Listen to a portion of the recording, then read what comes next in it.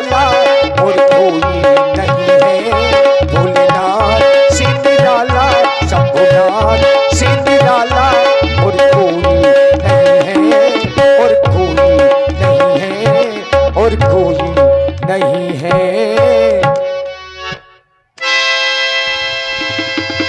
ओम नमः शिवाय। ओम नमः शिवाय। ओम नमः शिवाय। ओम त्र्यंबकं यजामहे सुगंधाय पुष्टिवर्धनम् उर्वारुक विवाबंधनात् मृत्योर्मुक्षीयमामृतात्। जय जय जय जय शिव अगहर। जय जय शंभो, जय उमापति, जय इलापति, जय जय जय जय विषधर। जय शिव अग अज हर बन अग अज हर शिव अग अज हर। बहुत भावन भोलेनाथ, ये आकस्मिक हमारे हृदय में आज परिवर्तन कैसा? आकाश अर्घा के आवरण का अंत, आकाश में अरुण की अरुणांजिका अरुणांजित हो रही थी। यह समस्त जनमानस प्रसूनों से पल्लवित पुष्प पुष्पांजलि अर्पित कर रहा था।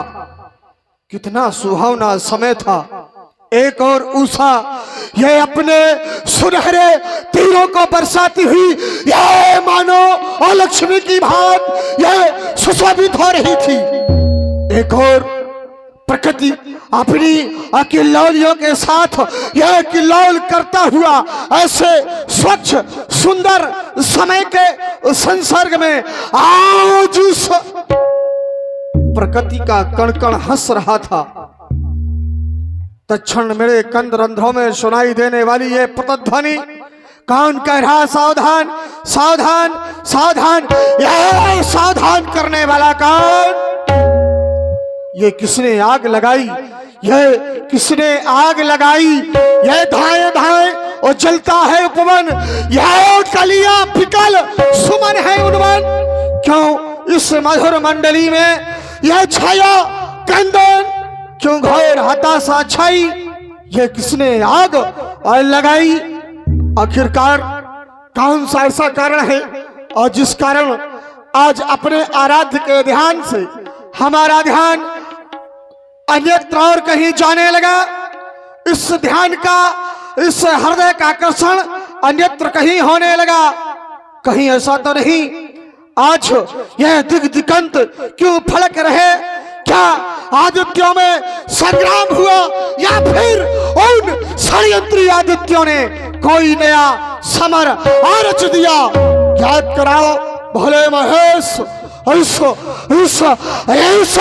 वसुंधरा पर किस प्रबल वीर ने जन्म लिया? याद कराओ भूत भवन भोलेनाथ। ओम ओम ओम नमः शिवाय।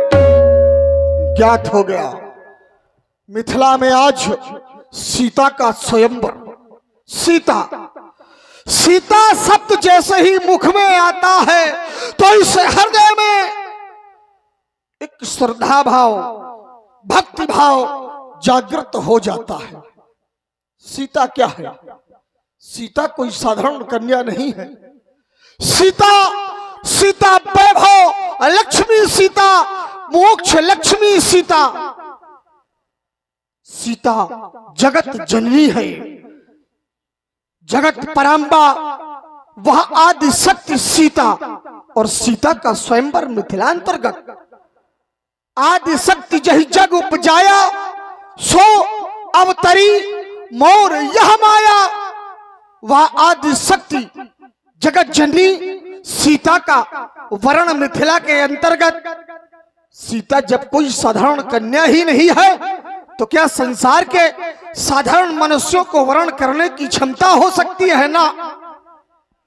यदि सीता का वर्ण करने की क्षमता है, आदि शक्ति का वर्ण करने का सामर्थ्य है तो केवल किसमें? उस परब्रह्म परमात्मा में। तो क्या मिथिला में परब्रह्म परमात्मा का साक्षात्कार होने जा रहा है? शिरध्वज, तुम्हारे द्वारा कराया गया यह कार्य प्रशंसनीय ही नहीं अपितु सराहनीय है, जो तुमने मिथिलांतर्गत परब्रह्म परमात्मा का साक्षात करने के लिए बाध्य कर दिया।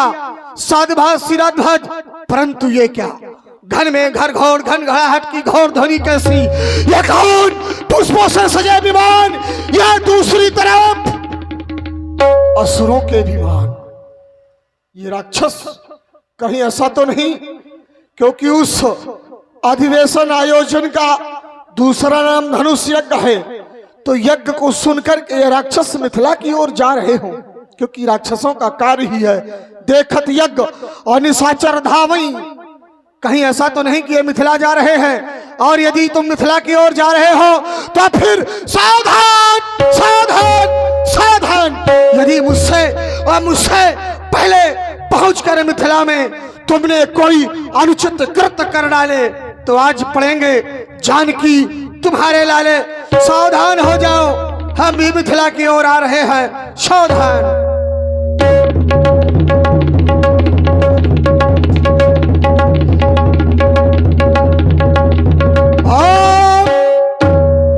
मिथिलांतर्गत उपस्थित होकर के महाराज शिरध्वज से मिला। तत्पश्चात उनके द्वारा रंगवनी की समस्त व्यवस्थाओं को व्यवस्थित करने का भार हमें सौंपा गया। सर्वप्रथम रंगवनी अंतर्गत मनुषा नामक वेदिका पर सुशोभित विमल वेदिका को अलंकृत करने वाले हमारे पूज्य गुरुदेव भगवान के पावन आयुध आज को तुम्हें मेरा प्रणाम प्रणीत हो। एक बार सभी लोग जोर से मेरे साथ जय घोष करें, बोलिए श्री शंकर भगवान की जय हो। उपस्थित सभी महिपाल हमारी बात को ध्यान से सुने। रंगवनी के अंतर्गत पधारे हुए सभी महिपाल व्यवस्था को व्यवस्थित रखें, यह हमारी घोषणा है। यही है वो मिथिला जहां सुना करता था कि यहाँ की नारियां भी स्त्रियां हमारी संतों की श्रेणी में रख दी गई। वाह, यही है